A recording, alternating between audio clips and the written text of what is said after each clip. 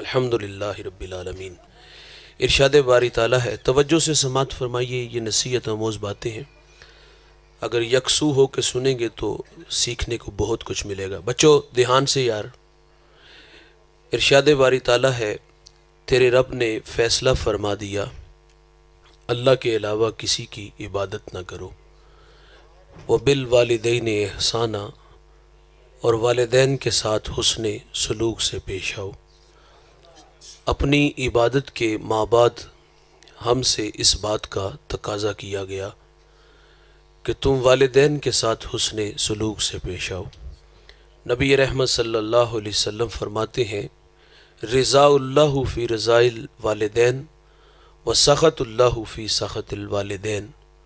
فرمایا اللہ کی رضا والدین کی رضا میں ہے اور اللہ کی ناراضگی والدین کی ناراضگی میں ہے۔ جس نے ماں باپ کو راضی رکھا اس نے اپنے اللہ کو راضی کیا، اور جس نے ماں باپ کو ناراض کیا اس نے اپنے اللہ کو ناراض کیا۔ جوانوں، آپ نشان لگا کے دیکھ لو اس بیٹے پہ جو فرما بردار ہے، اور اس بیٹے پہ بھی نشان لگا لو جو نافرمان ہے، آپ کو دنیا میں رزلٹ ملے گا۔ فرما بردار بیٹا جیے گا شان سے، مرے گا ایمان سے، اور جو نالائق ہوگا، نافرمان ہوگا، خدمت سے جی چرانے والا ہوگا، وہ دنیا میں بھی ذلیل ہوگا، اور جب داور محشر جو قیامت کا منصف ہے اس کے سامنے جائے گا تو سر پر عزت کی دستار نہیں ہوگی بلکہ ذلت و رسوائی کا سامنا کرنا ہوگا۔ سیدھی سی بات ہے بھائی، عزت سے جینا چاہتے ہو تو ان بوڑھوں کی عزت کرو، اور اگر یہ روٹ کے چلے گئے تو عرش کا رحمان ناراض ہو جائے گا۔ میں ایک سفر میں تھا، تقریباً آج سے 1 عشرہ پہلے کی کہانی ہے۔ مجھے سرے راہ سڑک کنارے ایک بوڑھا ملا، بس توجہ سے سننا ہے، سبحان اللہ بھی آہستہ آواز میں کہنا ہے، جہاں سبحان اللہ کہنا ہو وہاں سبحان اللہ کہنا ہے، جہاں استغفار پڑھنا ہو وہاں استغفار پڑھیے گا۔ تو وہ سڑک کنارے مجھے بوڑھا ملا، خدا جھوٹ نہ بلائے تو اس بوڑھے کی عمر 80 برس تھی، دودھ کی طرح سفید داڑھی ہے، ہاتھ میں عصا، سر پہ کپڑوں کی گٹھڑی ہے، چل چلاتی کڑکتی دھوپ ہے، سارا بدن پسینے سے شرابور تھا۔ گزرتے میرے قدم رک گئے اور میں نے محسوس کیا کہ یہ بوڑھا زخمی ہے، اور یہ زخم کسی پرائے نے نہیں اپنے نے دیے ہیں۔ میں نے انہیں اپنے ساتھ بٹھا لیا اور کچھ الجھی باتیں شروع کر دی۔ سب سے پہلے پوچھا کہاں کے ارادے ہیں؟ انہوں نے مجھے منزل سے آگاہ کیا۔ میں نے کہا بابا جی قریب اڈا تھا، گاڑی پہ بیٹھ جاتے۔ تو وہ بوڑھا کہتا ہے میرے پاس کرایہ نہیں ہے۔ میں نے کہا بابا جی بیٹے کو ساتھ لے لیتے۔ جب بیٹے کا کہا تو بوڑھے کا لہجہ ٹوٹ گیا، چھم چھم آنکھیں برسنے لگی، کپ کپاتے ہونٹ ہے، رو کے کہتے ہیں بیٹے آج گھر سے بیٹے نے نکال دیا ہے۔ گھر سے والد کو نہیں نکالا، رب کی رحمتوں کو نکال دیا۔ یہ روٹ کے چلے گئے تو عرش کا رحمان ناراض ہو جائے گا، اور اگر راضی ہیں تو سونا رب راضی ہے۔ آپ نے 1000 بار علماء سے یہ واقعہ سن رکھا ہے۔ حضرت موسیٰ علیہ السلام ایک دن اللہ سے عرض کرتے ہیں، یا اللہ جنت میں میرا ہمسایہ کون ہوگا؟ تو فرمایا فلاں کسائی۔ اچھا، آپ اس کا عمل ڈھونڈنے کے لیے اس کی دکان پہ آئے اور اپنے بارے میں خبر نہ دی کہ میں اللہ کا نبی موسیٰ علیہ السلام ہوں۔ آپ اس کے مہمان بن کے اس کے گھر تک آئے۔ جوانوں، ایسا نہیں ہوا کہ وہ جوان جب گھر میں داخل ہوا ہو تو وہ نظریں چرا کے گزر گیا ہو، جس طرح ہمارے رویے ہیں، 30 کی بوتل 50 کا برگر ماں باپ سے چھپا کے پیچھے حجرے میں لے جاتے ہیں۔ میں یہ نہیں کہتا کہ آپ بیوی کی خدمت نہ کرو، ضرور کرو۔ دیکھیں آپ کی خاطر ماں باپ، بہن بھائی، سہیلیاں چھوڑ کے آئی ہوتی ہے، اس کی خدمت آپ کے کندھوں پہ ہے۔ لیکن میرا کہنا ہے جو مقدم رشتے ہیں، جنہوں نے پالا پوسا جوان کیا، کاروبار زندگی کے گر سلیقے سکھائے، یار کیا ان سے 100 روپیہ چھپا کے لے جاتے ہوئے ہمیں شرم نہیں آتی؟ معذرت سے کہہ رہا ہوں، ناراض نہیں ہونا، یہ ہمارے رویے ہیں۔ اس سے 100 روپے کی حیثیت بھی کیا ہے؟ خیر، موسیٰ علیہ السلام فرماتے جب ہم گھر میں داخل ہوئے تو ہوا کیا؟ اس نے سب سے پہلا کام یہ کیا، اس نے لکڑیاں جمع کی، آگ جلائی، اس پہ ہنڈیاں رکھی، اپنے ہاتھوں سے کھانا بنایا، جب کھانا پک گیا تو چارپائی پہ ایک نحیف سی بڑھیا تھی، اسے اٹھایا اور نوالے توڑ توڑ کے اس کے منہ میں رکھے۔ اس ماں نے کھانا کھا لیا تو وہ بڑبڑانے لگی، کچھ کہنے لگی۔ موسیٰ علیہ السلام فرماتے یہ کون ہے؟ تو اس نے کہا یہ میرے ماں جی ہیں۔ فرمائے یار یہ کچھ کہہ رہے ہیں، تو وہ زیر لب مسکرا دیا۔ وہ کہتا ہے کہ میری ماں کہتی ہے اللہ جنت میں تمہیں موسیٰ علیہ السلام کا پڑوس عطا فرمائے۔ وہ کہتا ہے بھائی آپ بتاؤ کہاں اللہ کے نبی موسیٰ علیہ السلام اور کہاں میں؟ تو موسیٰ علیہ السلام فرماتے میں تیرے سامنے کھڑا ہوں۔ جنت میں نبی کا پڑوس کس عمل کی وجہ سے ملا؟ والدین کی خدمت کی وجہ سے۔ یہ راضی ہیں تو رب راضی ہے، اور اگر ناراض ہیں تو رب ناراض ہے۔ دوستو یہ ایک بار آتے ہیں دنیا میں، دوبارہ نہیں آئیں گے۔ اگر ہیں تو ان کی زندگی میں ان کی قدر کرو۔ مرنے کے بعد تو ہم لوگ جو ہے نا وہ قبرستان جاتے تو الٹے قدم آتے ہیں، جوتے اتار کے جاتے ہیں۔ کاش کہ زندگی میں یہ ادب حیا کیا ہوتا تو اللہ کے ہاں کتنی عزت پاتے۔ مرنے کے بعد کل 10واں 40واں کے موقع پر ہم دیکھتے ہیں کئی قسموں کے پھل ہوتے ہیں۔ کاش کہ زندگی میں پھل کھلائے ہوتے، کاش کہ زندگی میں خدمت کی ہوتی۔ آج تو اکٹھے 50,000 کا لے آئے ہو اور تھوڑا تھوڑا کھلا دیا کرتے۔ زندگی میں کبھی نصیب نہ ہوا تو آج مرنے کے بعد ختم کے موقع پر ہم نے وہاں انواع و اقسام کے پھل لگا دیے۔ ان کی قدر جوانوں ان کی زندگی میں کرو۔ دنیا سے چلے جائیں گے تو آپ زندگی سے راستہ مانگو گے، راستہ نہیں ملے گا۔ ان کے قدموں کو چھو کے جاؤ گے، زمانہ آپ کا راستہ روکے گا بھی نہیں۔ اور یہ ماں باپ جو ہوتے ہیں نا یہ بوڑ کے درخت کی طرح ہوتے ہیں۔ آپ دیہاتی ہو اور میرا تعلق بھی ایک دیہات سے ہے۔ ہمارے دیہاتوں میں جب لائٹ چلی جائے تو ہمارے ڈیروں داروں پر نا بوڑ کے درخت لگے ہوتے ہیں۔ لوگ چارپائیاں اٹھا کے اس درخت کے نیچے آ جاتے ہیں، کیونکہ اس کا سایہ گنا ہوتا ہے، گرمیوں میں ٹھنڈا اور سردیوں میں گرم ہوتا ہے۔ نیچے بیٹھنے والے آسودگی محسوس کرتے ہیں، لیکن یہ شاید کہ کبھی کسی کو احساس نہیں گزرا کہ اس درخت نے اپنے اوپر دھوپ کتنی لی ہے، کتنی دھوپ برداشت کر کے ہمیں ٹھنڈا سایہ دیا۔ قدر نعمت زوال نعمت کے بعد ہوتی ہے۔ اس درخت کی قدر جوانوں اس وقت ہوتی جب اس کو کاٹ لیا جائے، وہاں سے ہٹا لیا جائے۔ جہاں کبھی شجر تھا لائٹ چلی جائے، چارپائی اٹھا کے اسی جگہ پہ آ کے بیٹھو گے تو کیا آسودگی محسوس ہوگی؟ دیوار کا سایہ ڈھونڈو گے تو آسودگی نہیں ملے گی۔ ماں باپ جو ہوتے ہیں یہ بوڑ کے درخت کی طرح ہوتے ہیں۔ یہ سارے زمانے کے دکھ، یہ سارے زمانے کی آزمائشیں، یہ سارے زمانے کی تکلیفیں اپنے اوپر لے لیتے ہیں، لیکن اپنی اولاد کو تتی ہوا نہیں لگنے دیتے۔ میں رات کا مسافر ہوں، اکثر لیٹ گھر جاتا ہوں۔ جب بھی کبھی کسی بڑے شہر سے رات 2-3 بجے میرا گزر ہو تو میں دیکھتا ہوں لوگ فیکٹریوں سے کام سے فارغ ہو کے گھروں کی طرف جا رہے ہوتے ہیں۔ اس میں بوڑھے بھی ہوتے ہیں، جوان بھی ہوتے ہیں۔ مجھے جوانوں کو دیکھ کے کبھی بھی تعجب نہیں ہوا۔ بات سمجھ میں آتی ہے کہ ان کے کچھ خواب سپنے ہیں۔ یہ ہمسائے کے گھر سے بڑا گھر چاہتے ہیں، ہمسائے کے گھر میں کھڑی گاڑی سے بڑی گاڑی چاہتے ہیں۔ دنیا بنانے کے لیے، دنیا کی آسائش اور خوابوں کی دنیا میں اور ان کی تکمیل کے لیے ہم نے 8 سے 18 گھنٹے کام کیے۔ تعجب نہیں ہوا۔ تعجب بوڑھوں کو دیکھ کے ہوتا ہے۔ یہ وقت آرام کا ہے، خدمت کروانے کا ہے۔ اب تو چلنے کی قدموں میں طاقت بھی نہیں، گھر سے نکلتا ہے تو 10 جگہ جو ہے وہ سانس لینے کے لیے رکتا ہے۔ کیا مصیبت پڑی ہے فیکٹریوں میں 18 گھنٹے جو ہے وہ مشقت اٹھانے کی۔ یہ خیال آتا ہے نا، تعجب بوڑھوں کو دیکھ کے ہوتا ہے، یہ تو وقت آرام کا ہے۔ پھر خیال یہ آتا ہے یار یہ پیٹ لگا ہے، اس کی آنکھ بجھانی ہے، اس کے بھی تو کچھ مطالبے ہیں۔ پھر میں جب عمر دیکھتا ہوں کہ منہ میں دانت نہیں، انواع و اقسام کے کھانے پھل نہیں کھا سکتے، یہ بوڑھا اپنی ذات پہ کتنا خرچ کر لیتا ہوگا۔ صبح چائے رس، رات کو دلیا، اپنی ذات پہ 50 روپے خرچ کرنے والا فیکٹریوں میں اور مستریوں کے پیچھے دابڑے اٹھا رہا ہے۔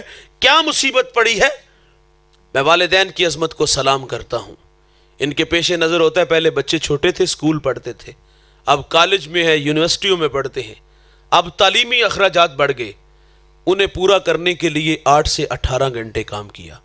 بوڑھی ماں گھر میں سلائی مشین چلا رہی ہے، نظر والی اینک لگ گئی، فٹ بال سی رہی ہے، کئی بار ہاتھ زخمی ہوئے۔ شہر میں آ کے پڑھنے والوں بھول گئے ہو کس کی ماں نے کتنا زیور بیچا ہے، کتنی محنت، کتنی مشقت، کتنی آزمائشوں کے بعد جو خواب انہوں نے دیکھے ان کی تکمیل کے لیے بوڑھا باپ فیکٹری میں اور گھر میں ماں محنت مشقت کر رہی ہے ہمارے تعلیمی اخراجات پورے کرنے کے لیے. لیکن صد افسوس دوستو، جب ہم بڑے ہوئے نا، اچھا ان کے پیش نظر ایک چیز اور بھی ہوتی ہے کہ چلو ہم پڑھے لکھے نہیں، کل کو ہماری اولاد ہماری جگہ پہ نہ آ کے کھڑی ہو. یعنی والدین یہ بھی چاہتے کہ ہم نے تو ساری زندگی مستریوں کے پیچھے دھابڑے اٹھائے ہیں، فیکٹریوں میں دھکے کھائے ہیں، کل کو ہمارے بچے ہماری جگہ پر نہ کھڑے ہوں. ہمیں بڑا دیکھنے کے لیے 18 گھنٹے کام کیے، لیکن جب ہم بڑے ہوئے تو ماں باپ چھوٹے ہو گئے. اب بیٹا باپ کا تعارف کراتے ہوئے بھی شرماتا ہے.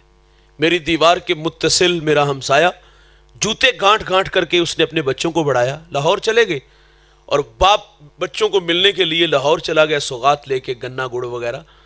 تو اس دن اس کے دوست بھی آئے ہوئے تھے. ملاقات کر کے کمرے سے باہر آنے لگے تو کسی دوست نے کہا یہ بوڑھا کون ہے؟ اس نے کہا یہ دیہات میں ہمارا ملازم ہے.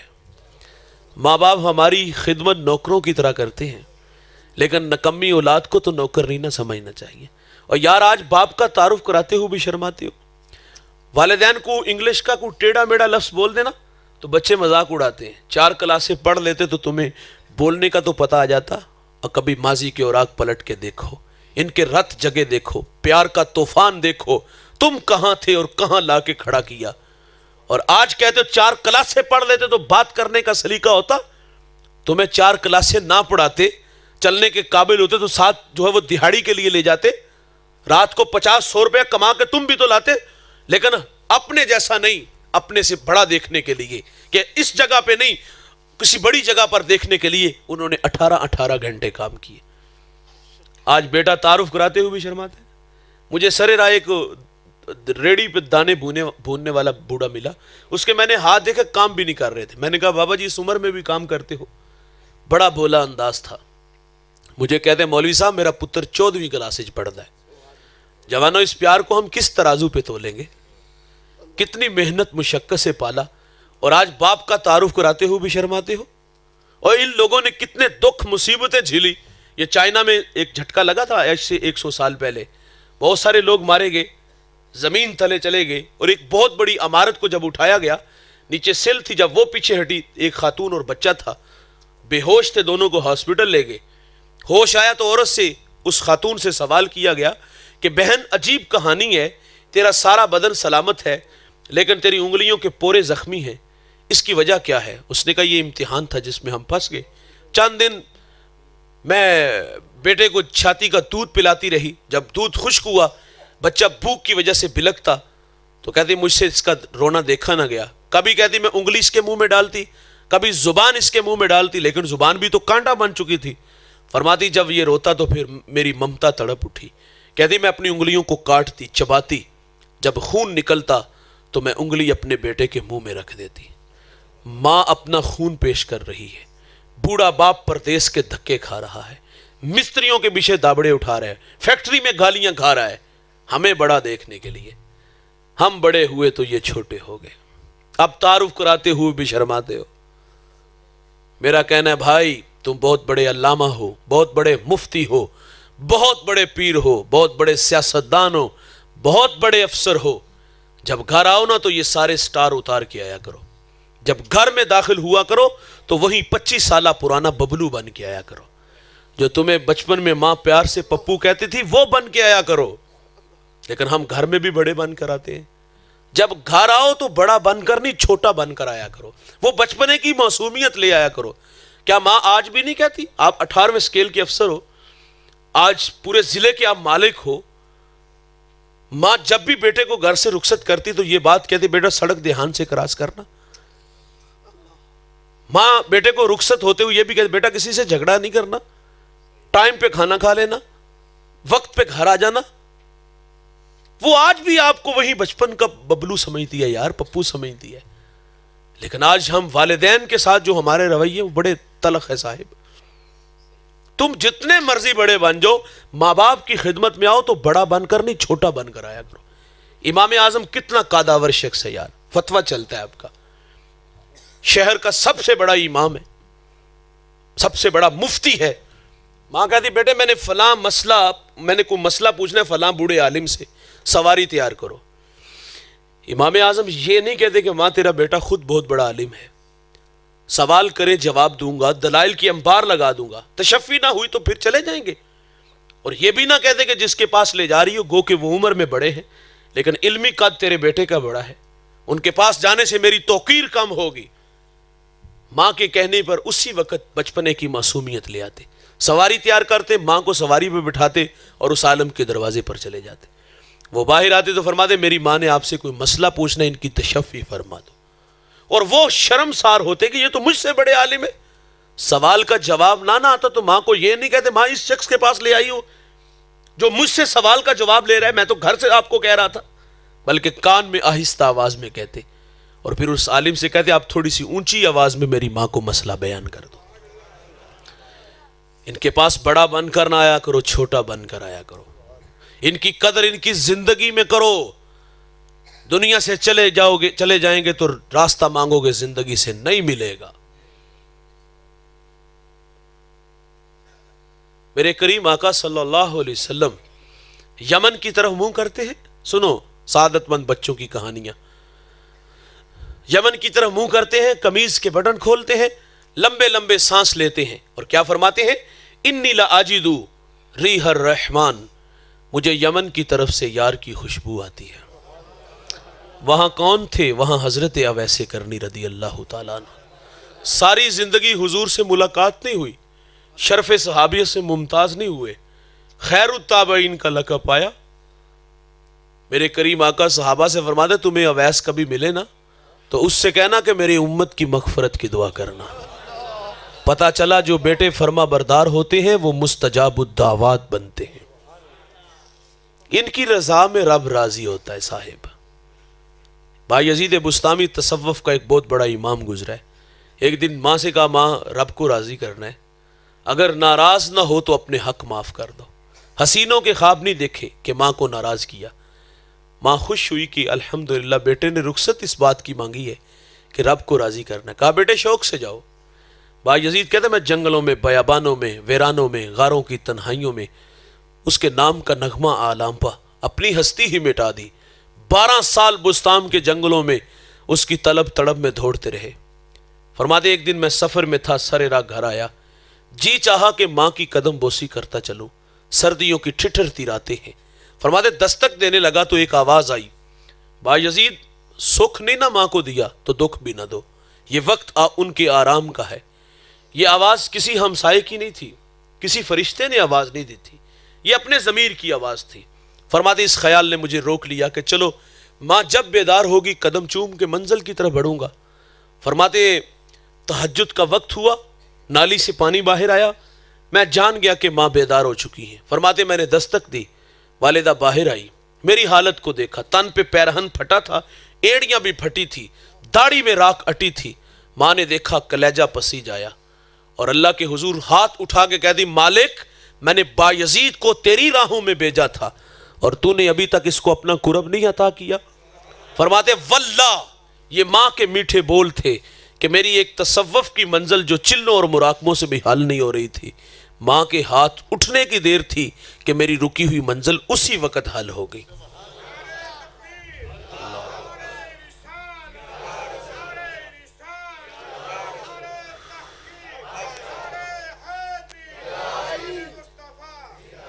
آپ فرماتے مالک میں تجھے جنگلوں سے ڈھونڈ رہا ہوں، تو میری ماں کے پاس رہتا ہے۔ جوانوں جس نے جو بھی پایا ہے خدمت سے پایا ہے۔ ابن کثیر میں نے ایک واقعہ پڑھا ہے، ایک شخص 4 بیٹے رکھتا تھا، یہ پچھلی امتوں کا تذکرہ ہے۔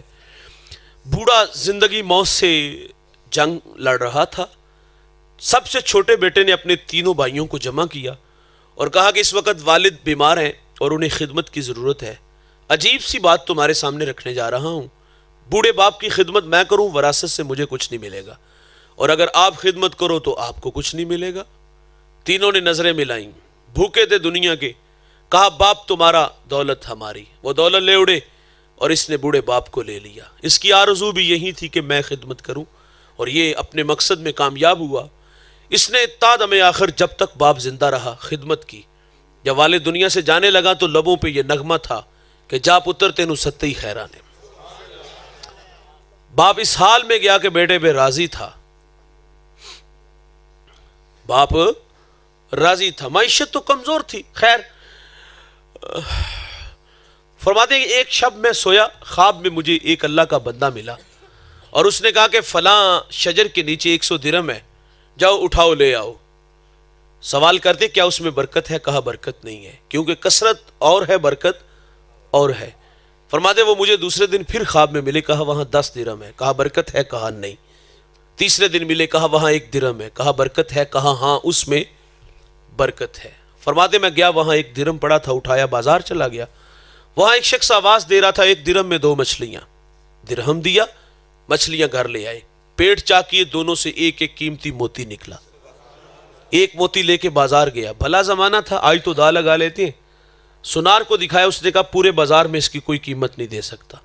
بات بادشاہی وقت تک پہنچی. اس نے جواہری بلائے. اس ایک موتی کی قیمت جوانوں کیا طے پائی؟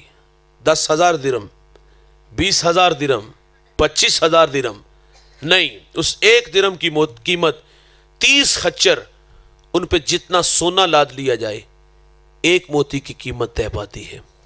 وہ اس سونا اٹھاتا ہے, گھر لے آتا ہے. بادشاہ دوبارہ بلاتا ہے, تیرے پاس کوئی اور قیمتی موتی ہے؟ کہا ہاں ہے. کہا بیچتے ہو؟ کہا ہاں بیچتا ہوں. کہا کیا اب لوگے؟ کہا ڈبل ریٹ ہو گیا ہے. اس نے 60 خچر ان پہ سونا لاد کے دے دیا. یقیناً اس شہر کا بادشاہ کے بعد سب سے امیر شخص وہ ٹھہرا. کون جوانوں؟ جس نے بوڑھے باپ کی خدمت کی. اور دولت ہی سب کچھ نہیں ہوتی, یہ ٹگئی سب کچھ نہیں ہوتے. ماں باپ بہت بڑی دولت ہیں صاحب. ان کی خدمت میں رب کی رضا ہے, اور ان کی خدمت کی بدولت دنیا میں بھی عزت اور آخرت میں بھی نام ملے گا. لیکن ہم نے دیکھا ہے جب وراثت تقسیم ہوتی ہے نا, تو تماشا دیکھنے والا ہوتا ہے. بھائی جھگڑتے ہیں جائیداد جب تقسیم ہوتی ہے نا, کہ فلاں گھر جو اچھی جگہ پہ تھا وہ خود رکھ لیا اور مجھے پیچھے گلی میں دھکیل دیا جس کی 10 سال بعد بھی قیمت نہیں.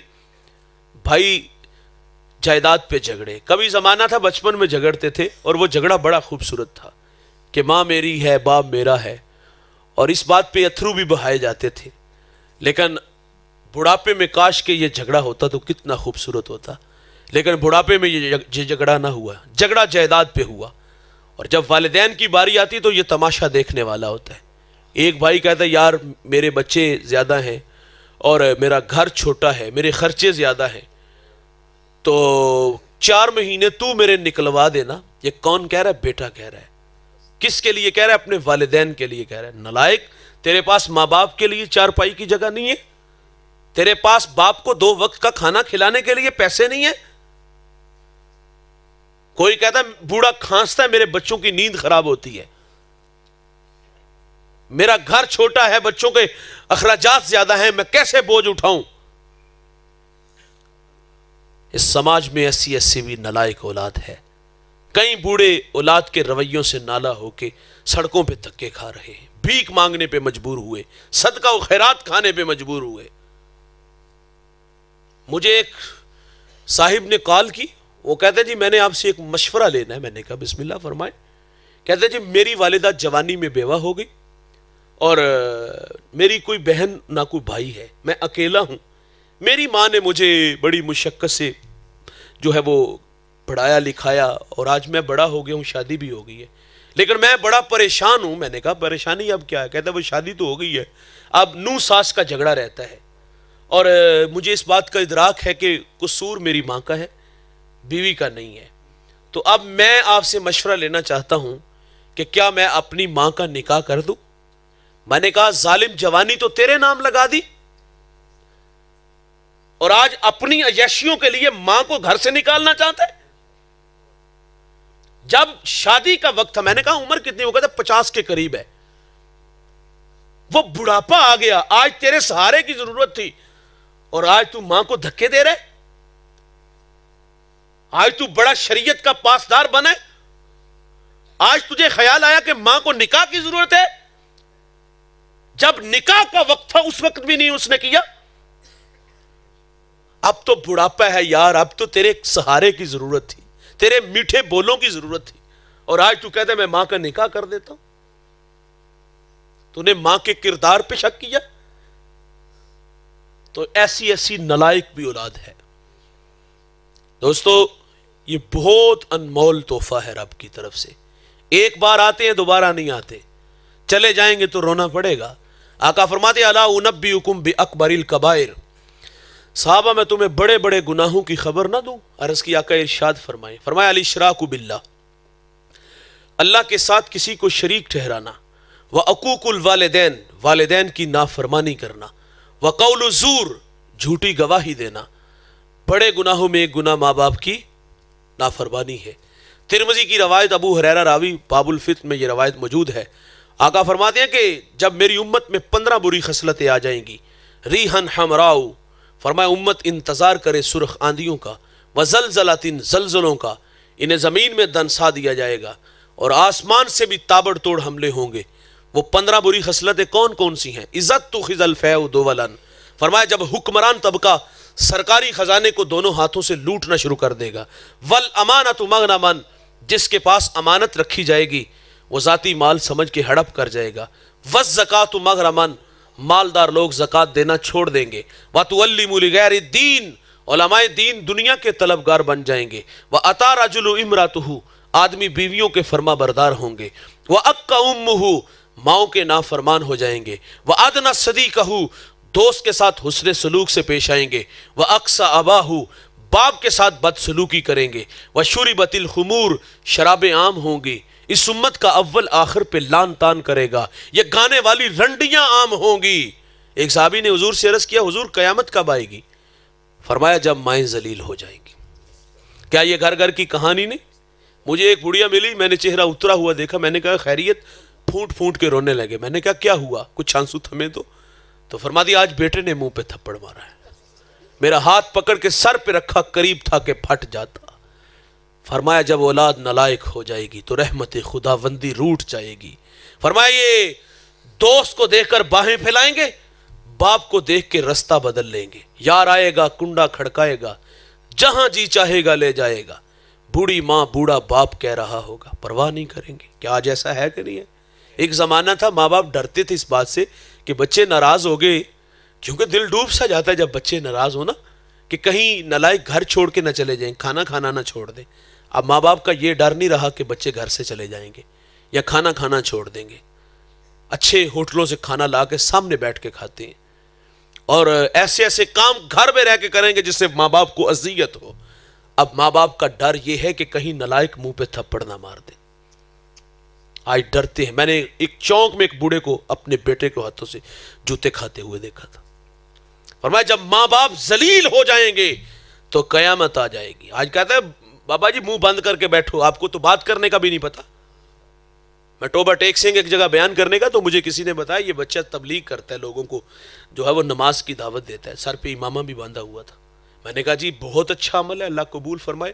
تو کسی دوست نے کہا یہ باپ کا گستاخ بھی ہے، دستار کے ہر پیش کی تصدیق ہے لازم، ہر صاحب دستار معزز نہیں ہوتا۔ بڑی بڑی پگڑیاں باندھ لینے سے بندہ معزز نہیں ہوتا، کردار سے بڑا ہوتا ہے۔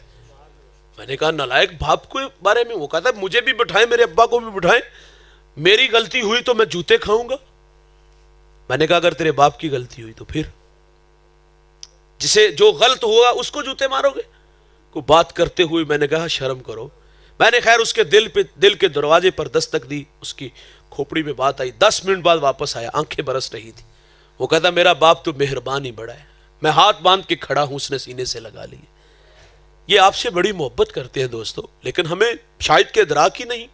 ہم سمجھتے ہیں یہ چڑچڑے ہو گئے، یہ بات بات پہ جھڑک دیتے ہیں، کوئی بات نہیں یار، کبھی اپنا بچپن تو ہم دیکھ لیں، کتنا ہم نے ستایا ہے اپنے ماں باپ کو۔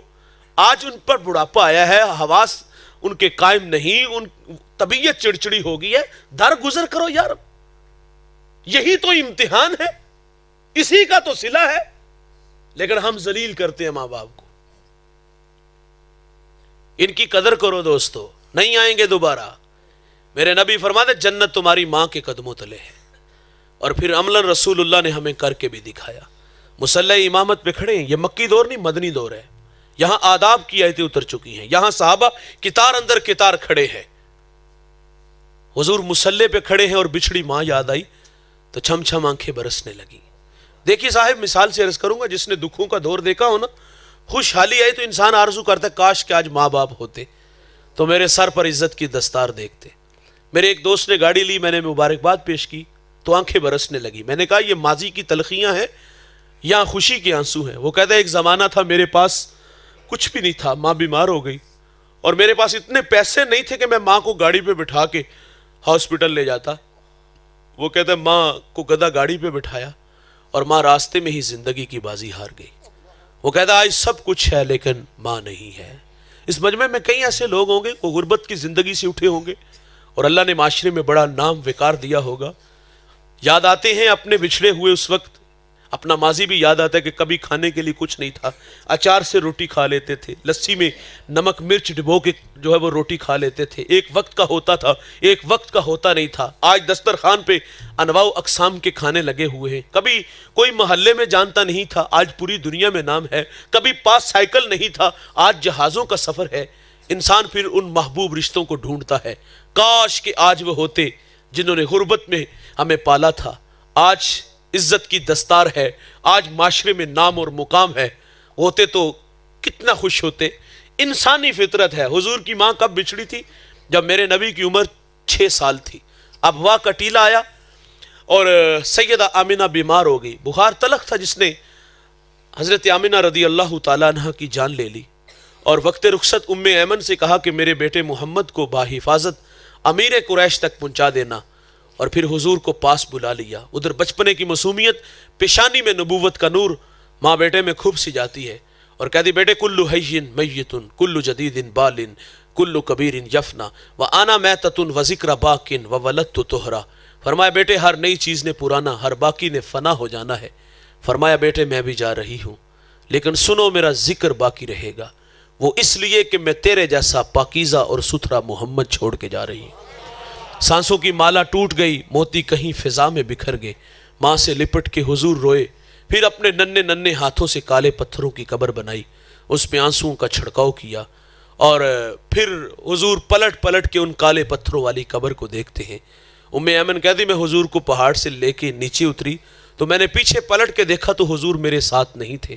فرماتی میں دوبارہ پھر پہاڑ پہ چڑھی اور میری آنکھیں کیا دیکھتی ہیں، حضور ماں کے سرانے کھڑے ہیں اور وہاں کھڑے ہو کر کہہ رہے تھے امی جی آپ تو جانتی ہو کہ میرا اس دنیا میں آپ کے سوا کوئی بھی نہیں ہے۔ ام ایمن کی بھی جان نکل گئی، حضور کو سینے سے لگا لیا۔ آقا فرمایا کرتے تھے ام ایمن میری ماں کے بعد میری ماں لگتی ہے۔ آج مصلے پہ کھڑے ہیں، ماں کی یاد آئی تو رونے لگے۔ صحابہ سے کلام کیا کاش آج میری امی ہوتے اور میں تمہیں نماز عشاء پڑھا رہا ہوتا، سورت فاتحہ کی قرات بھی کر چکا ہوتا، ماں جی کو مجھ سے کوئی کام یاد آ جاتا، مسجد نبوی کے دروازے پہ آ کے کہتی ابنی محمد، بیٹے محمد میری بات سنو۔ حضور فرماتے نماز توڑ کے پہلے میں اپنی ماں کی بات کو سنتا، عملاً ماں کا احترام کر کے دکھایا۔ دوستو اگر ماں باپ ہیں تو ان کی قدر کرو یار، اور ان کی زندگی میں کرو۔ میرا کہنا ہے، میں مانتا ہوں شادی کے بعد محبت ڈیوائیڈ ہوتی ہے، بیوی بچے ہوتے ہیں انہیں بھی ٹائم دینا ہوتا ہے، لیکن کچھ وقت تو اپنے ماں باپ کے لیے نکالا کرو یار۔ کم از کم روزانہ کا 1 گھنٹہ مختص کر لو، اس میں آپ نے ان کے پاؤں دبانے ہیں، ان کے ساتھ گپ شپ لگانی ہے، ان سے مشورہ کرنا ہے۔ ماں باپ کے لیے تحائف لایا کرو، کبھی پھول لایا کرو، کبھی کپڑے لے آیا کرو، کبھی کوئی پھل لے آیا کرو۔ یہ انفرادیت سے کہہ رہا ہوں یار، جس طرح بچوں کے لیے ایک دن ہم نے رکھا چھٹی والا دن، کبھی کبھی اپنے بوڑھے باپ کو باہر لے جایا کرو یار، پرانے دوستوں سے ملانے لے جایا کرو، کبھی کبھی باہر سے انہیں کھانا کھلایا کرو۔ بچوں کو بھی تو لے جاتے ہیں نا، کبھی کبھی ان کے ساتھ جو نا وہ دل کی باتیں کیا کرو۔ یہ لوگ کبھی بھی نہیں مریں گے، یہ بوڑھے مرتے اس وقت ہے جب بچے توجہ نہیں دیتے، وقت نہیں دیتے۔ ہمارا ماں باپ سے رابطہ اس وقت ختم ہوتا ہے جب ہم خود کفیل ہوتے ہیں۔ جب تک محتاج ہوتے ہیں نا تو وہ تھوڑی بہت ہی ہم خدمت کرتے ہیں، ملاقات اور رابطہ رہتا ہے کیونکہ ہمیں پیسوں کی ضرورت ہوتی ہے، لیکن جب ہم خود کفیل ہوتے ہیں اور وہ آپ کے سہارے کا محتاج ہوتے ہیں تو اس وقت ماں باپ یقین جانو تنہا ہو جاتے ہیں اور ٹوٹ جاتے ہیں۔ دوستو انہیں وقت دیا کرو، ان کی خدمت میں بیٹھا کرو، ان سے دوستی لگایا کرو یار، یہ کبھی بھی نہیں مریں گے، یہ ہمیشہ زندہ رہیں گے۔ اور آخر پہ 1-2 بات ہے، یہ بھی باتیں سنتے چلیے۔ دیکھیں میرے ماں باپ نہیں ہیں، میری آرزو مچلتی ہے یار آج وہ ہوتے تو ان کی خدمت کرتا، انسانی فطرت ہے. کسی نے واصف علی واصف سے کہا تھا کہ اگر ماں باپ نہ ہو تو ان کے ساتھ کوئی بندہ حسن سلوک کرنا چاہے کہ وہ قبر میں آسودہ ہو ہمارے عمل رویے کی وجہ سے, کوئی ایسا وظیفہ ہے؟ تو واصف علی واصف نے بہت خوبصورت بات کی تھی. آپ فرماتے ہاں ہے. کہا وہ کیا؟ کہا اگر ماں باپ دنیا سے چلے جائیں تو پیچھے جو وہ اولاد چھوڑ جاتے ہیں تو فرمایا ان کے ساتھ حسن سلوک کیا کرو. دیکھیں اس مجمع میں کچھ بھائی امیر ہوں گے اور کچھ بھائی غریب ہوں گے, اور امیر کے گھر میں دسترخوان پر انواع و اقسام کے کھانے ہوتے ہیں, وہ ضرورت کا کھا کے باقی کتوں کے آگے پھینک دیتے ہیں. اور دیوار کے متصل غریب بھائی کا گھر ہے, اس کے گھر میں ایک وقت کا کھانا ہے اور ایک وقت کا نہیں ہے. کاش کہ ہمیں احساس ہوتا کہ میرا بھائی گو کہ وہ بھی میری طرح ہی ایک انسان ہے, لیکن میرے نصیب میں رزق زیادہ ہے اور اس کے نصیب کا رزق کم ہے. کتنا ہی اچھا ہے کہ میں اپنے بھائی کی کفالت لے لوں. میری کوئی بہن غریب ہے تو میں اپنی بہن کی کفالت لے لوں. لیکن بھائی جب ماں باپ چلے جاتے ہیں بہنوں کا بالکل خیال نہیں رکھتے. 6 مہینے ہمارے گھروں میں نہیں آتی اور ہمیں کبھی ان کی کمی بھی نہیں محسوس ہوئی. اور اگر وہ بیچاری کبھی دل اداس ہو نا اپنے باپ کی نشانیاں دیکھنے کے لیے, ماں کی نشانیاں دیکھنے کے لیے آ جائیں تو بھائی جھڑک کے گھر سے نکال دیتے. ہاں یہ رویے, اور ہمارا کہنا ہے بہنیں ولی بنا دیتی ہیں. بہنیں جو ہوتی ہیں وہ ماں کا روپ ہوتی ہیں. دوستو یہ اچھی لگتی نہیں لیکن ہوتی ہمارے حق میں اچھی ہیں. ساری زندگی ہمارے لیے دعائیں ہاتھ اٹھا کے دعائیں مانگتی ہیں, لیکن ہم نے اپنی بہنوں سے بھی اپنا تعلق کمزور کیا. یار غریب بہن تو بھائی سے رشتہ لینے آ جائے نا تو بھائی کہتا تجھے ضرورت کیسی ہوئی ہے, تو اپنی اوقات تو دیکھ, تو میری بیٹی کو 2 وقت کا کھانا نہیں کھلا سکتی. یہ بھائی بہن سے کہہ رہا ہے. یار اپنی بہنوں سے پیار کیا کرو. یقین جانو ماں نہ ہو تو ماں کے بعد بہن جو ہوتی ہے وہ اپنے بھائیوں کے لیے ہاتھ اٹھا کے دعائیں مانگتی ہے. میرا کہنا ہے بھائی آپ اپنے بچوں کے دلوں میں خالہ کا پیار ڈالتے ہو, ہونا چاہیے یار. رشتوں کا احترام ضروری ہے. جہاں خالہ کا پیار ہے وہاں پھپھو کا پیار کیوں نہیں آتا؟ پھپھو کا بھی پیار سکھاؤ نا. خالہ آئے تو انواع اقسام کے کھانے لگتے ہیں, پھپھو کے آنے پہ موت کیوں پڑ جاتی ہے ہمیں؟ میرے بچوں کی عادت ہے الحمدللہ, میری بہنیں آتی ہیں تو وہ پھول لے کے استقبال کرتے ہیں. اپنی بہنوں کو عزت دو. اگر آپ کے بہن بھائی راضی ہوں گے تو آپ کے ماں باپ قبروں میں آسودہ ہوں گے. مجھے بڑی اچھی بات لگی, میں نے پچھلے دنوں ایک بہت بڑے مذہبی اسکالر ہے, آخری بات ہے گفتگو سمیٹ لیتا ہوں, بہت بڑا مذہبی نام ہے, فرماتے میرے پاس ایک شخص آیا, وہ کروڑ پتی تھا اور اس کو بلڈ کینسر تھا, زندگی موت سے وہ لڑ رہا تھا اور وہ روحانی علاج بھی کرتے ہیں. تو کہا کہ میں زندگی سے مایوس ہوں اور میرے لیے کوئی راستہ نکالے. تو انہوں نے پوچھا آپ کہاں سے آئے ہو؟ کہا لاہور سے. کہا آبائی شہر کا فیصل آباد. کہا وہاں کوئی تمہارا اپنا ہے؟ کہا ہاں وہاں میرے چچا تائے سب رہتے ہیں, بہنیں ہیں. اچھا پوچھا ان کی مالی پوزیشن کیسی؟ کہا وہ سب غریب لوگ ہیں. اگلی بات سنیے. پوچھا کتنی دیر ہو گئی ان سے ملاقات کیے ہوئے؟ تو اس نے کہا 20 سال ہو گئے. کیونکہ غریب رشتہ دار بھی نہیں ہوتا. غریب تو ہمیں کو کال کر لینا تو ہمیں ڈر لگتا ہے کہیں قرض نہ مانگ لے. یہ ہمارا رشتہ داروں کے ساتھ تعلق, اور وہ رشتہ دار ہوتا بھی نہیں, اس کو دور کا رشتہ دار بھی نہیں مانا جاتا. کہا سب غریب ہیں. تو کہا تیرا علاج شروع ہو گیا. کہا کیا کرنا؟ کہا 20 دن ان لوگوں میں گزار کے آؤ. اور وہاں کرنا کیا؟ کہا ان کے مسائل سنو, ان کے ساتھ بیٹھ کے کھانا کھاؤ, ان کے ساتھ گپ شپ لگاؤ, بھوکوں کو کھانا دو, برہنہ کو لباس دو, پیادہ کو سواری دو, پیاسے کو پانی پلاؤ. کہتا 20 دن ان کی خدمت کرنی ہے. کسی کے پاس ٹریکٹر نہیں, ٹریکٹر لے دو, ہل نہیں, ہل لے دو, ٹیوب ویل نہیں ٹھیک, وہ ٹھیک کروا دو. یعنی اس نے کہا کہ جو کوئی تجھ سے مانگے یا جو تم کچھ ان کے لیے کر سکتے ہو 20 دن کر کے آنا ہے. سنو دوستو, وہ 20 دن بعد واپس آیا. انہوں نے فرمایا اب دوبارہ بلڈ جو نا وہ ٹیسٹ کرواؤ. جب دوبارہ ٹیسٹ کروائے تو اس کو بلڈ کینسر نہیں تھا.